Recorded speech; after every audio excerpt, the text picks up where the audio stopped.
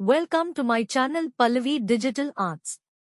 చిట్టి పక్షికి ఏనుగు సహాయం. ఒక అడవిలో ఎన్నో జంతువులు కలిసి సంతోషంగా జీవించేవి. ఆ అడవిలో చిట్టిగా అనే చిన్న పక్షి ఉండేది. చిట్టిగా చాలా తెలివైనది. అయితే అది చాలా అహంకారిగా ఉండేది. తనను మించినవారు లేరని ఎప్పుడూ ఆలోచించేది. ఒకరోజు చిట్టిగా ఒక నదీ తీరంలో గాలి పీలుస్తూ ఇతర జంతువులను చూస్తూ తిరుగుతున్నది.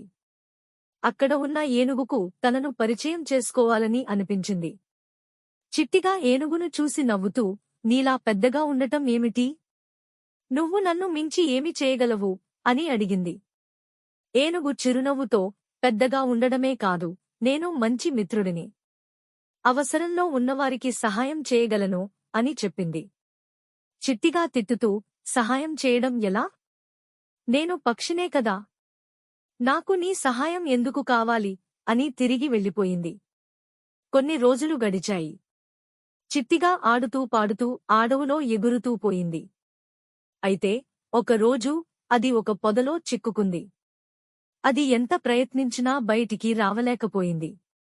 ఆ సమయంలో అది అటు ఇటుగా చూస్తూ, ఎవరైనా ఉంటే నాకు సహాయం చేయండి అని అరుస్తూ ఉంది. అప్పుడు ఏనుగు అక్కడకు వచ్చింది.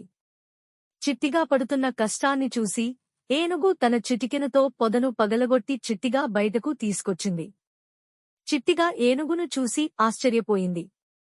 నువ్వు నిజంగా మంచి మిత్రువి. నన్ను క్షమించు, నేను నిన్ను తక్కువగా అంచనా వేశాను అని చిట్టిగా నీతి గమనించింది. ఈ కథ ద్వారా మనం తెలుసుకోవాల్సిన విషయం, ఏ మిత్రుడినైనా హీనంగా చూడకూడదు. మంచి మిత్రుడు అవసరమైనప్పుడు సహాయం చేస్తాడు. అది ఎంత పెద్దది అయినా, ఎంత చిన్నది అయినా.